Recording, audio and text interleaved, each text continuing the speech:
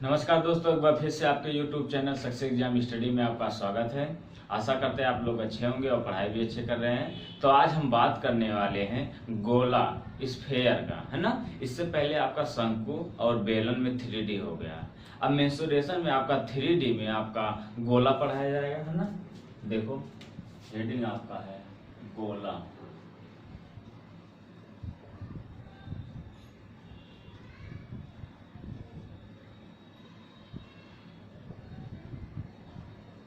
Sphere clear हो गया। तो इसमें सबसे पहले हम बेसिक जानेंगे कि कहाँ से इसका क्षेत्रफल आया और कैसे आपका आयतन आया, है ना। इससे पहले चैनल पे जो लोग नए हैं चैनल को सब्सक्राइब कर लीजिए और बेल आइकन को ऑन कर लीजिए ताकि नई नई वीडियो का नोटिफिकेशन आप तक पहुंचते रहे। तो चलो स्टार्ट करते हैं। गोला देखो, अब गोला है क्या, आप लोग कुछ पता ही होगा। देखो ये आपका क्या हो गया, आपको दिख रहा होगा वृत्त की तरह दिख रहा है ना। वृत्त की तरह दिख रहा है, ये वृत्त है ना। लेकिन जो गोला होता है, गोला भी इसी तरह से होता है। देखो अगर गोला ऐसे कर देते हैं, ये भी एक गोला है ना, वृत्त की तरह जो दिखता है। लेकिन जो है कहीं कहीं दिख रहा होगा ऐसे कुछ, कहीं फुटबॉल या गेंद और देखे हो ऐसे बीच में से थोड़ा ऐसे रहता है ना। तो ये क्या होता है, ये वृत्त है। अब ये बताओ, लेकिन वृत्त जो होता है अगर पूछ ले तो गोला और वृत्त में कैसे, मतलब अंतर कैसे, डिफरेंस कैसे होगा। तो जो वृत्त होता है वो चपटी होता है ना। और जो गोला होता है वह उभरा हुआ होता है ना, उभरा हुआ। ओके, तो ये बताओ, देखो ये गोला है ना। गोला जो है उभरा हुआ होता है, फूला हुआ जिसे कहते हैं, फूला कर देते हैं ना, फूला कर देते हैं, फूला हुआ। ओके, और वृत्त जो होता है, वृत्त क्या होता है, चपटी होती है ना, चपटी होती है। क्लियर हो गया। वृत्त जो है चपटी होती है, गोला जो है फूला हुआ होता है। जैसे जो फुटबॉल होता है, गेंद होता है, वो गोला होता है ना। जो बीच में देखो उसके अंदर जो है खाली स्थान रहता है, अंदर जो है खाली स्थान रहता है ना। और देखो इसे ऊपर जो गेंद होता है, इसे चारों तरफ से इसे बॉर्डर बना रहता है ना, आधे पे बॉर्डर बना रहता है। और जो आपका वृत्त जो होता है वो आपकी चपटी होती है। ऐसे समझ लीजिए जो रोटी बनाया जाता है ना। जो रोटी बनाया जाता है पहले, जैसे जो गोला नहीं रहता गोल के पहले, तब उसे बेला जाता है ना, जो उसे छोटा सा बनाया जाता है। तो पहले देखो वो उभरा हुआ रहता है, उसे हम गोला कहेंगे। और लेकिन जब बेल दिया जाता है, जब रोटी बन जाती है, वो भी गोल ही रहता है लेकिन चपटी रहती है, यानी उसके अंदर में, यानी उभरा नहीं रहता, अंदर में जगह नहीं है। तो उसी को हम वृत्त कहते हैं। और अगर जब बेलने के लिए जो बनाया जाता है गोल रहता है, उसे हम गोला कहेंगे। इतना क्लियर हो गया। अब आप समझ रहे हैं वृत्त का जो क्षेत्रफल होता है क्या होता है, पाई आर स्क्वायर। वृत्त का क्षेत्रफल क्या होता है, पाई आर स्क्वायर होता है ना।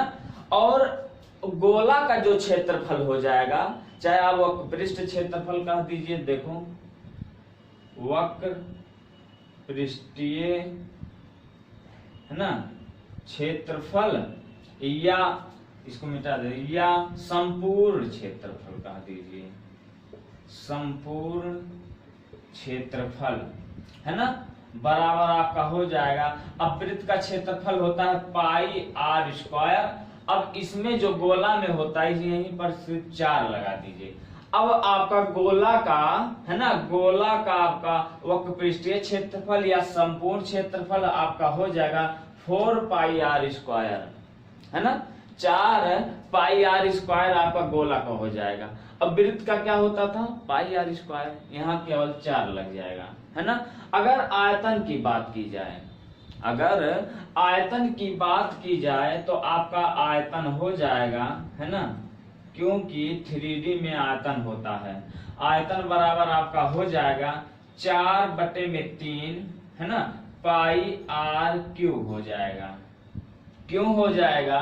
क्योंकि ये जो वृत्त में मतलब जो ये गोला है ये आपका बीच में जो त्रिज्या का ही काम करता है, जैसे ये त्रिज्या का काम करता था, यहाँ एक त्रिज्या एक्स्ट्रा हो जाता है ना।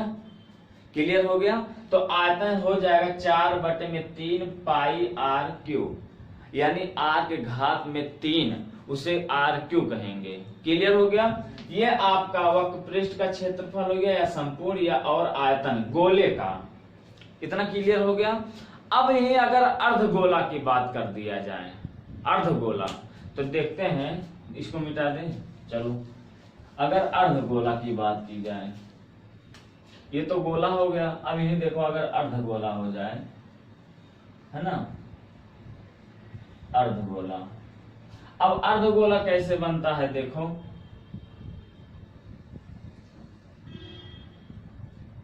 है ना,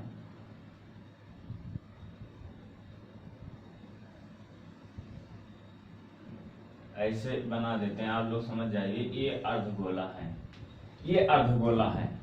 अब बताओ, ये जो आपकी त्रिज्या यही हो जाएगी, यही तो त्रिज्या होगी, यही तो आपकी त्रिज्या होगी, और ये अर्धगोला है। अब बताओ, देखो जब काटा गया है तो देखिए इसके अंदर मतलब खाली है कि नहीं, तो ये अंदर पूरा देखिए ये खाली है ना, ऐसे ही डालेंगे, ये मतलब है ऐसे पूरा दिखेगा, है ना, ऐसे ही दिखेगा ना।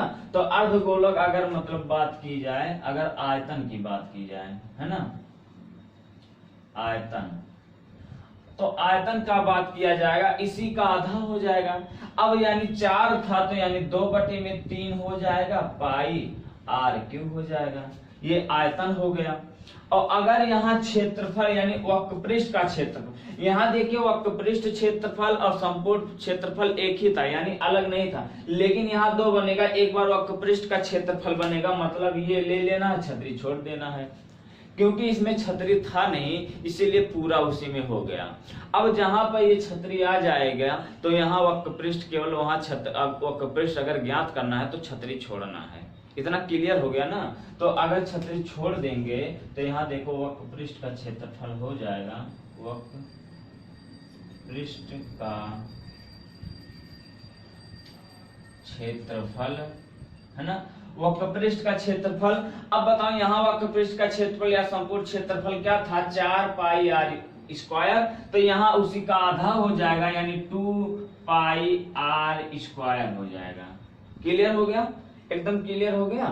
अब बताओ, अगर यही संपूर्ण पृष्ठ का क्षेत्रफल कह दिया जाए, क्योंकि अब ये छतरी भी लेकर, यानी पहले ये वाला जब लिए थे ये वाला क्षेत्रफल, अब ये भी ले लिया जाए, ये भी ले लिया जाए, यानी एक क्षेत्रफल बढ़ रहा है। तो यहाँ देखो, इसको मिटा दें, इसको ही बगल थोड़ा मिटा देते हैं ना। चलो, अब बताओ संपूर्ण क्षेत्रफल पूछ ले, नहीं तो यहाँ कर देते हैं, यहाँ कर देते हैं, है ना, संपूर्ण क्षेत्रफल आपका हो जाएगा 3 पाई आर स्क्वायर। संपूर्ण क्षेत्रफल हो जाएगा 3 पाई आर स्क्वायर, है ना। अब देखो आयतन तो हो गया 2/3 पाई आर क्यूब। अब वक्रपृष्ठ का क्षेत्रफल हो गया, यहाँ 4 था, यहाँ देखो 4 था, यहाँ आधा हो गया 2 है, और यहाँ संपूर्ण क्षेत्रफल यानी ये केवल वक्रपृष्ठ का क्षेत्रफल है, यहाँ संपूर्ण यानी पूरा हमें ले लिए, तो 3 पाई आर स्क्वायर हो गया। ओके, 3 पाई आर स्क्वायर हो गया। अब आपको इतना ही गोला में पढ़ना है कि या तो आपको आयतन पूछ लिया जाएगा, या तो आपको वक्रपृष्ठ पूछ लिया जाएगा, या तो आपको संपूर्ण पृष्ठ क्षेत्रफल पूछ लिया जाए। यहाँ हमने इसलिए संपूर्ण या वक्रपृष्ठ कर दिए थे ताकि आप लोग कभी भी कंफ्यूज मत होइएगा कि केवल ये तो यहाँ वक्रपृष्ठ भी लिख सकते थे, अब 4 पाई आर स्क्वायर, या तो संपूर्ण पृष्ठ, यहाँ आपका ये वक्रपृष्ठ भी है और संपूर्ण पृष्ठ भी है। आप लोग मतलब टेंशन मत लीजिए, केवल एक ही लिखा, ये सभी का है ना, ये पूरा इसी का है। इसमें आपका अलग अलग होता है। वक्र पृष्ठ का क्षेत्रफल होता है 2 पाई आर स्क्वायर और संपूर्ण वक्र पृष्ठ यानी जो संपूर्ण क्षेत्रफल कर दिए हैं, मतलब ये आपका वक्र पृष्ठ लेके और ये लेके सब संपूर्ण पृष्ठ का क्षेत्रफल हो जाएगा 3 पाई आर स्क्वायर, है ना, 3 पाई आर स्क्वायर। और आयतन जो हो जाएगा 2/3 पाई आर क्यूब। और यहाँ 4/3 था, पाई आर क्यूब था। क्लियर हो गया, एकदम क्लियर हो गया। ये आपका है गोला, ये आपका अर्धगोला है। ओके, अब आपको इतना समझ गए होंगे कि हमें क्या क्या इसमें ज्ञात करना है। या तो आपको आयतन पूछ लेगा, या तो आपको वक्र पृष्ठ क्षेत्रफल पूछ लेगा, या संपूर्ण क्षेत्रफल पूछ लेगा। चलो इस पे कुछ क्वेश्चन कर लेते हैं ताकि एकदम क्लियर हो जाए। जब क्वेश्चन लगाएंगे तब वहां से डाउट जो होता है क्लियर हो जाता है। अगर कहीं क्वेश्चन, यानी आपको यहाँ रटने की जरूरत नहीं है, जो फार्मूला है रटने की जरूरत नहीं है। आप जब प्रैक्टिस बार बार करेंगे ऑटोमेटिक आपको याद हो जाएगा, है ना। चलो स्टार्ट करते हैं। अगर क्वेश्चन नहीं करते हैं, इसको मिटा देते हैं। देखो इसको नोट हो गया है ना, चलो ठीक है।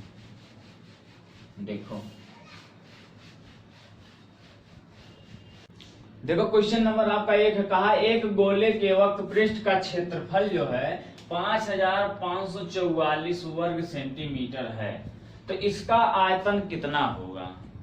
आयतन कितना होगा, तो हमने आपको क्या बताया था, गोले का जो वक्र पृष्ठ होता है या आपको कहा दे संपूर्ण वक्र पृष्ठ, है ना, जो संपूर्ण मतलब वक्र पृष्ठ का क्षेत्रफल हो जाएगा। और आपका वक्र पृष्ठ का क्षेत्रफल दोनों इसमें एक है, गोले में, है ना। अर्धगोले में अलग अलग है, लेकिन गोले में एक है। तो आप लोग जानते हैं, आपका सोल्यूशन है, आप लोग को बता चुके हैं, है ना। आप लोग को क्या बताया, वक्र पृष्ठ का क्षेत्रफल क्या बताए थे। देखो वक्र पृष्ठ का क्षेत्रफल,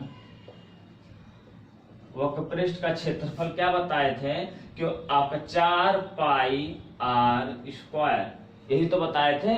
अब 4 पाई आर स्क्वायर ये आपका वक्र पृष्ठ का भी क्षेत्रफल है और संपूर्ण वक्र पृष्ठ का क्षेत्रफल है ना, गोले में। अब लेकिन इसका मान दिया गया 5544। देखो 4 पाई, अब इसको मान डायरेक्ट रख दे रहे हैं ना, मान रख दे रहे हैं। 4 अगुड़े पाई का मान होता है 22/7 अगुड़े आर स्क्वायर बराबर आपका 5544, है ना।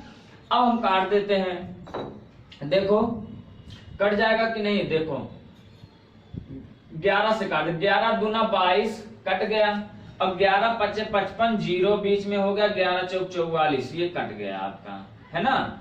अब यहाँ देखो और कट जाएगा, देखो 4 से काट दे रहे, 4 1 4 और यहाँ 1 हो गया, 4 दूना 8 और यहाँ देखो 2 हो गया और 4 6 24 कट गया और ये भी 4 कट गया। अभी भी कट जाएगा 2 से, 2 6 12, है ना, और 2 3 6 कट गया कि नहीं। 2 3 6, 2 6 12 कट गया और 2 1 2, ये भी कट गया। अब बताओ आर मतलब 7 बचा, अब 7 पक्षांतर कर देंगे 63 में, आर स्क्वायर बराबर हो जाएगा। देखो आर स्क्वायर बराबर हो जाएगा 63 गुणे 7, तो 7 त्रिक 21 के 1 हाथ हवा 2, 7 6 42, 42 और 2 हो जाएगा 44, 441। मतलब आपका हो गया आर स्क्वायर बराबर 441, तो आर बराबर हो जाएगा 21। क्यों, क्योंकि ये आर इसमें आ जाएगा, वर्ग में हो जाएगा, यानी इस आर, तब आर का ये भी स्क्वायर में हो गया, इस ए भी स्क्वायर में, तो आर बराबर 21 हो गया जब इसका वर्गमूल निकालेंगे। इतना समझ गए, आर बराबर 21 हो गया। अब आयतन आप लोग जानते हैं, आपका आयतन होता है ना, आयतन आप बराबर आपका होता है 4/3 पाई आर क्यूब, यानी आर की घात 3। तो 4/3 है ना, और 22/7, क्योंकि पाई का मान होता है 22/7 गुणे आर का मान हम ले आए हैं 21, तो यहाँ हो जाएगा 21 गुणे 21। तो 7 त्रिक 21 कट गया, 7 कट गया। ये देखो 3 ये कट गया, 3 ये कट गया। अब 21 हम हो जाएगा फिर 441, यहाँ पूरा कर देते हैं 441। अब गुणे आपका हो जाएगा 4 दूना 88 हो जाएगा, 22 चौका 88। अब इसको हम गुणा कर देते हैं, है ना। जब गुणा कर देंगे तो हो जाएगा 8 कन्नन 8 और 8 चौक 32 के 2 हाथ हवा 3 और 8 चौक 32 और 3 हो जाएगा 35। अब यही फिर जब गुणा करेंगे यही हमें फिर मिलेगा 8 कन्नन यानी 8 मिलेगा, 2 मिलेगा, 5 मिलेगा, 3 मिलेगा, वही चीज मिलेगा। फिर जोड़ देते हैं, 8 हो गया, 8 2 10 के 0 हो गया, हाथ हवा 1, 5 2 7 1 8 हो गया, यहाँ 5 3 8 हो गया और 3 हो गया, है ना। अब ये जो आपका आयतन ये घन सेंटीमीटर है, घन सेंटीमीटर। क्लियर, ये आपका आंसर है। अब इतना गुणा किए हैं, चाहे यहाँ दिख रहा है कि नहीं, चाहे यहाँ कर देते आप लोग इतना। जब इतना गुणा करेंगे आपका मिल जाएगा 38 808। देखो 38, अब यही जब गुणा करेंगे तो यहाँ बराबर हो जाएगा 38 808 घन सेंटीमीटर। क्योंकि जो आयतन होता है वह घन में आता है और क्षेत्रफल जो होता है वर्ग में। क्लियर हो गया। आपको इसी तरह से आपको लगाना है, पहले देखना क्या है, हमें क्या ज्ञात करना है ना। अब बताओ, आयतन तो पूछ लिया है, तो यहाँ देखो आर का मान हमें निकालना जरूरी है और यहाँ वक्र पृष्ठ का मान दिया गया है, तो वक्र पृष्ठ पे रख देंगे, आर आसानी से आ जाएगा, है ना। पहले अगर जो निकालना है उसमें जो मान नहीं है, सबसे पहले हमें वो मान तो निकालना पड़ेगा। क्लियर हो गया। अगला क्वेश्चन देखते हैं, क्वेश्चन नंबर 2। क्वेश्चन नंबर 2 देखो,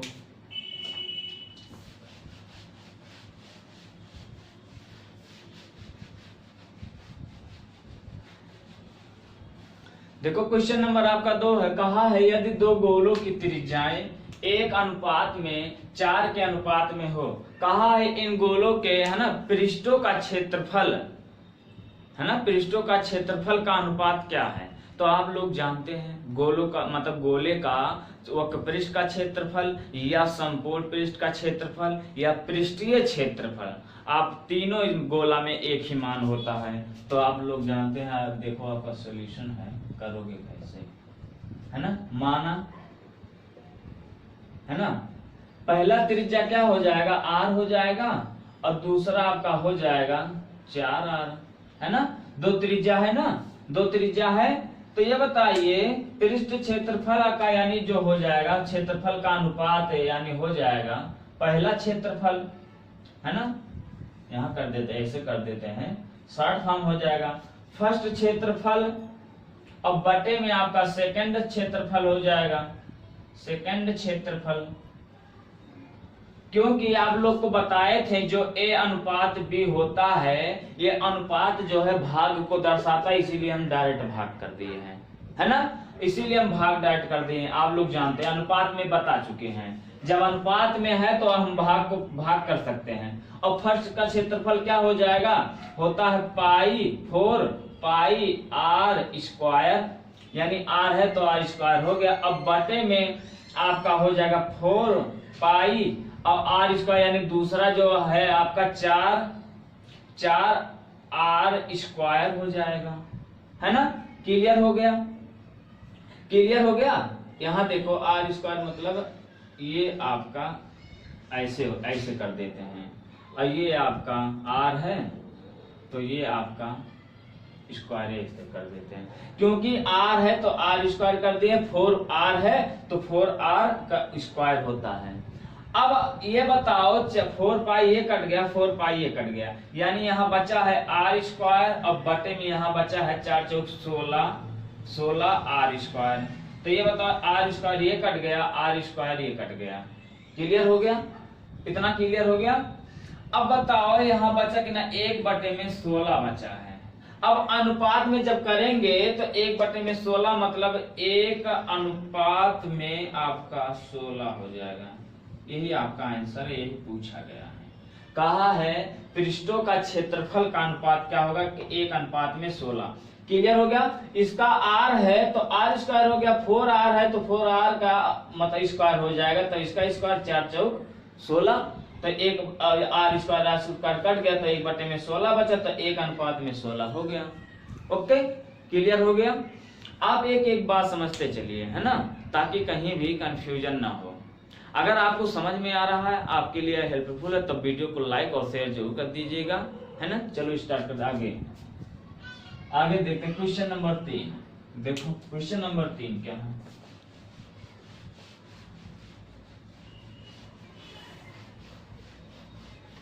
देखो क्वेश्चन नंबर 3 है, कहा है यदि दो गोलों के पृष्ठों के क्षेत्रफल का अनुपात जो दिया 4:9 के अनुपात में हो, तो कहा है इन गोलों के आयतनों का अनुपात ज्ञात करना है। आयतनों का अनुपात ज्ञात करना है और आपका वक्र पृष्ठ या वक्रीय वक्र पृष्ठ का क्षेत्रफल या संपूर्ण पृष्ठ का क्षेत्रफल जो अनुपात दिया गया है गोला का, है ना। तो आप करोगे क्या, यहाँ देखो सॉल्यूशन हो जाएगा, आपका सॉल्यूशन हो जाएगा। अब देखो अगर हम पृष्ठों का क्षेत्रफल जो दिया गया है, पृष्ठों का क्षेत्रफल दिया गया है कितना, 4:9 दिया गया है, तो ये बताओ इसका क्षेत्रफल हो जाएगा, पृष्ठों का क्षेत्रफल हो जाएगा, पृष्ठों का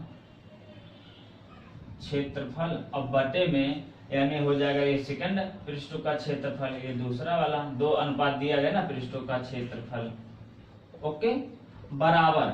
अब पहले पृष्ठ का क्षेत्रफल होता है 4πr² होता है, तो पहले वाले को हम मान लेते हैं r1², है ना, r1² मान लेते हैं, ओके। और दूसरे वाले को मान लेते हैं 4πr2² मान लेते हैं, और बराबर इसका जो अनुपात दिया गया है, कितना दिया गया है, 4:9 दिया गया है। इतना कर सकते हैं कि नहीं, इतना हमें दिया गया है कि नहीं, यानी इसका क्षेत्रफल का अनुपात दिया गया है, तो 4:9 दिया गया है। तो अनुपात हमने बार बार बताया है और बता रहे कि अनुपात जो भाग को दर्शाता है ना। तो यहाँ देखो 4π ये कट गया, 4π ये कट गया। अब बताओ ये r1 का स्क्वायर है, ये बताओ ये r2 का स्क्वायर है, अब बराबर 4/9 है। अब इतना बचा है। अब ये अगर यही जो आपका स्क्वायर यहाँ लगा देंगे तो r1 बराबर हो जाएगा 2 और r2 बराबर हो जाएगा 3, क्योंकि जब ये स्क्वायर यहाँ लगाएंगे तो ये स्क्वायर यहाँ लग जाएगा और ये इसका यहाँ लग जाएगा, है ना। ये वाला स्क्वायर जब हट जाएगा, चलो यहाँ हटा देते हैं, यानी यहाँ से हटा के यहाँ हटा देते। तो बताओ r1 r2 हो गया, तब इसका वर्गमूल निकालेंगे तो ये बताओ यहाँ 2 हो जाएगा, यहाँ 3, जैसे वर्गमूल जब हटाएंगे ऐसे समझ लो, ये देखो तो ये ऐसे हो जाएगा वर्गमूल में, इतना ये 4 का वर्गमूल हो जाएगा, ये 9 का वर्गमूल हो जाएगा। जब ये स्क्वायर हटाएंगे तो 2:3 हो गया कि नहीं, तो यानी 2/3 यानी 2:3, यानी r1 का मान कितना है, यहाँ देखो r1:r2, बस। अब r1 का मान 2 है, r2 का मान 3 है। अब क्या कहा है, आयतन ज्ञात कीजिए। तो आयतन जब ज्ञात करना है, आप लोग जानते हैं, यहाँ देखो आयतन आपका होता है, आयतन बराबर हो जाएगा, कितना होता है, 4/3 पाई r1 का होल क्यूब, अब बटे में 4/3 है ना, पाई r2 का होल क्यूब। इतना हो सकता है कि नहीं। अब इसका मान दिया गया है, इसका मान दिया गया है, तो इसका मतलब ये बताइए, ये पूरा कट जाएगा, ये भी पूरा कट जाएगा, हम काट दे रहे हैं तुरंत। अब यहाँ केवल कितना बचा है, r1 3 यानी r3 और बटे में r2 का क्यूब बराबर। अब इसका मान दिया गया है 2:3 दिया गया है कि नहीं। अब बताओ ये वाला हम यहाँ कर देंगे, तब यहाँ आ जाएगा, क्यू में लग जाएगा, तो यहाँ जब क्यू में लग जाएगा, ये वाला हम इधर दोनों तरफ कर देते हैं, तो यहाँ ये हो जाएगा r1 बटे में r2 बराबर, है ना, बराबर हो जाएगा 2 का क्यूब और बटे में 3 का क्यूब। तो यहाँ हो जाएगा 2 दूना 4 दूना 8 और बटे में 3 त्रिका 9 त्रिक 27, यानी r1 और बटे में r2 हो गया 8/27 का अनुपात में अगर ज्ञात करेंगे तो 8:27 हो जाएगा, 8:27 हो जाएगा। यही आपका पूछा गया है, उसका आयतनों का अनुपात 8/27, क्योंकि जब ये r क्यों यहाँ ले जाएंगे इस पे लग जाएगा। क्लियर हो गया। तो 2 दूना 4 दूना 8 हो गया, 3 त्रिका 9 त्रिक 27 हो गया, इसीलिए आपका 8:27 हो गया। ओके, क्लियर हो गया। आपका यही पूछा गया है। बस आप देख लीजिए आपको करना क्या है। अब यहाँ देखो क्षेत्रफलों यानी पृष्ठों का क्षेत्रफल पूछ लिया है। अब चाहे पृष्ठों का क्षेत्रफल या वक्र पृष्ठ का क्षेत्रफल या संपूर्ण पृष्ठ का क्षेत्रफल जब हमें मान दे दिया गया है तो वहां से हम आसानी से निकाल सकते हैं। और जब हमें आर मिल जाएगा आयतन भी आसानी से आ जाएगा, है ना। क्लियर हो गया? ओके, क्लियर हो गया। आपका यही आपका आंसर यही पूछा गया है। अब यहाँ चाह लेते हैं, यहाँ डायरेक्ट रख देते हैं, या बराबर अगर ना करते तो यहाँ डायरेक्ट रख देते। कैसे देखो, अगर यहाँ जो है यहाँ डायरेक्ट कर देते तो यहाँ कर देते R1 का मान कितना दिया गया है 2, तो यहाँ कर देते 2 का क्यूब। अब यहाँ R2 का मान दिया गया है 3, तो यहाँ कर देते 3 का क्यूब, 3 का क्यूब। अब बताओ यहाँ तब हो जाएगा आपका 2 दूना 4 दूना 8, अब बटे में 3 9 27। अब बताओ इसका आयतन यानी त्रिज्या हमें नहीं ज्ञात करना है, ऐसे करते तब यहाँ 8:27 हो जाएगा, यहाँ तुरंत हो जाएगा, है ना। ये आपका तुरंत हो जाएगा।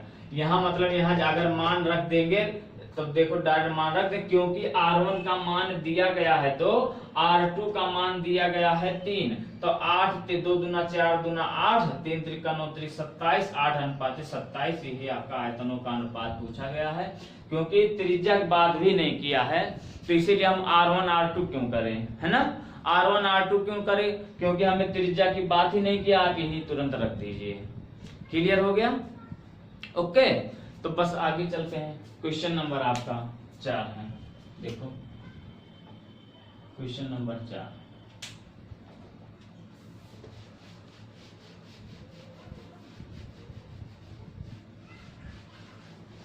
देखो क्वेश्चन नंबर आपका 4 है। कहा है एक गोले तथा एक लंबवृत्तीय बेलन के आयतन तथा इनकी त्रिज्याएं एक समान हैं।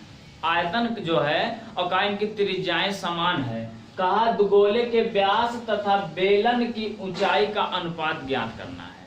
तो ये बताइए गोले का जो गोला है और लंबवृत्तीय जो आयतन है, यानी जो लंबवृत्तीय बेलन है, दोनों का आयतन समान है और त्रिज्या भी समान है। तो ये होता, चलो देखते हैं सॉल्यूशन क्या हो जाएगा आपका। देखो अगर हम गोले का यानी बेलन की त्रिज्या मान लें, है ना, बेलन की त्रिज्या बराबर गोले की त्रिज्या, गोले की त्रिज्या कितना हो जाएगा R, क्योंकि त्रिज्या जो है समान है। और बेलन की ऊंचाई, बेलन की ऊंचाई आपका हो जाएगा h। बेलन की ऊंचाई h मान लेते हैं और बेलन की त्रिज्या गोले की त्रिज्या बराबर आपका R हो गया। अब इनका आयतन देख लेते हैं। आयतन, अब बताइए गोले का आयतन है ना, गोले का आयतन है ना, अब बटे में बेलन का आयतन बराबर आपका गोले का आयतन कितना होता है 4/3 पाई R क्यूब। और यहाँ देखो यहाँ बेलन का आयतन होता है पाई R स्क्वायर H, यही तो होता है, यही होता है। ये बताइए यहाँ देखो R स्क्वायर कट गया, यहाँ भी R कट, यानी ये क्यूब कट जाएगा, केवल R बचेगा। अब यहाँ पाई कट गया और यहाँ पाई कट गया, है ना। अब H यहाँ आ जाएगा, इसका मतलब यहाँ हो जाएगा आपका, यहाँ देखो H यहाँ हो जाएगा, तो R बटे में H और बराबर 3/4 इतना बचा है ना। जब R यहाँ निकाल लेंगे तो यहाँ देखो 3 मतलब पक्षांतर कर देंगे, यहाँ हो जाएगा, और 4 पक्षांतर कर देंगे, नीचे H आ जाएगा, क्योंकि H यही तो है, यहाँ भी तो H है ना। तो R बटे में H बराबर 3/4 है।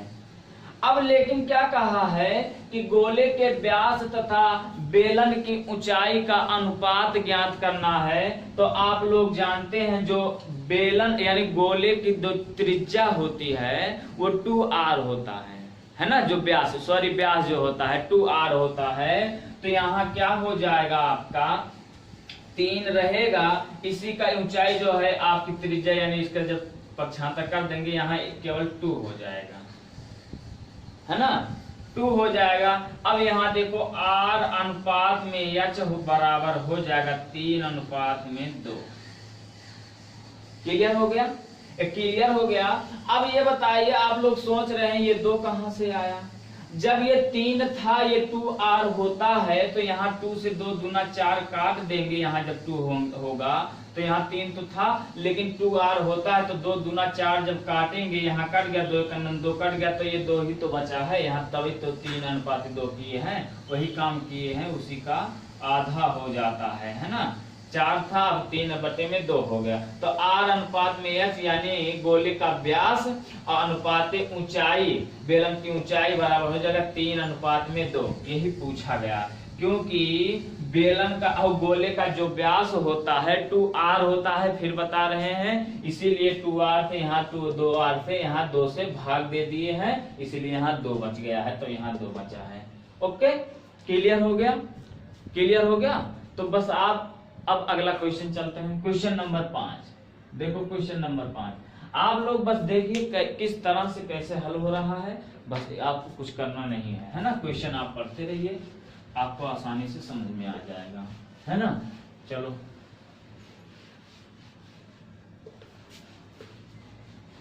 क्वेश्चन नंबर आपका 5 है, कहा है 14 सेंटीमीटर व्यास के अर्धगोले के संपूर्ण पृष्ठ का क्षेत्रफल कितना होगा। अब बताइए, अर्धगोला का संपूर्ण पृष्ठ अलग होता है और वक्र पृष्ठ का क्षेत्रफल जो होता है अलग होता है ना। संपूर्ण पृष्ठ का क्षेत्रफल अलग होता है और वक्र पृष्ठ का क्षेत्रफल अलग होता है। तो आप करोगे क्या? आपका सॉल्यूशन है, देखो आपका सॉल्यूशन है, ये बताइए, आपका जब व्यास यानी d बराबर आपका दिया गया है 14, तो r बराबर हो जाएगा आपका 7, है ना। 214, उसी का आधा हो जाएगा त्रिज्या। अब त्रिज्या हमें मिल गया है 7 और अर्धगोले का संपूर्ण पृष्ठ का क्षेत्रफल क्या होता है ना। देखो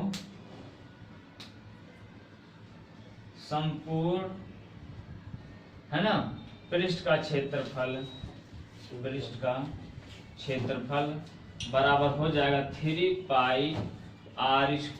यही तो होता है। अगर वक्र पृष्ठ का क्षेत्रफल तो केवल 2 हो जाता है और गोले का पूरा संपूर्ण पृष्ठ का क्षेत्रफल यहाँ 4 हो जाता था, है ना। तो यहाँ देखो 3 × 22/7 पाई का मान होता है, r का मान दिया गया है 7, तो यहाँ 7 × 7, 7 ये 7 कट गया, 66 हो गया, 22 तो यहाँ 66 हो गया, 66 × 7, 7 × 6 42 के 2, 4 हो गया, 7 × 6 42 और 4 हो गया है 46, है ना। 46 वर्ग का कितना दिया? सेंटीमीटर, वर्ग सेंटीमीटर, क्योंकि क्षेत्रफल की बात कहा गया है।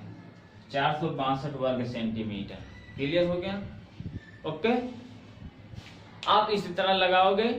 आपको क्वेश्चन केवल देखना है, हमें करना क्या है और क्या पूछ रहा है। सबसे पहले हमें वो ज्ञात करना है जो आपको दिया ना गया हो, अगर है ना। अगर आपको r नहीं दिया रहता तो r ज्ञात करना, जैसे इससे पहले अब जो आयतन पूछा जाता था, है ना, इसी में अगर आयतन पूछ लेता। ओके, तो बस आज इतना ही। अब मिलेंगे फिर अगले क्लास में। अब इसमें कुछ और क्वेश्चन अभी करवा देंगे, अर्धगोले में अभी कुछ बाकी है ना। तो वीडियो अगर पसंद आया तो लाइक और शेयर जरूर कर दीजिएगा, और चैनल पे जो लोग नए हैं चैनल को सब्सक्राइब कर लीजिए और बेल आइकन को ऑन कर लीजिए, ताकि नई नई वीडियो का नोटिफिकेशन मिलती रहे। इसमें अभी गोला में आपको और क्वेश्चन करवाएंगे। Thank you so much.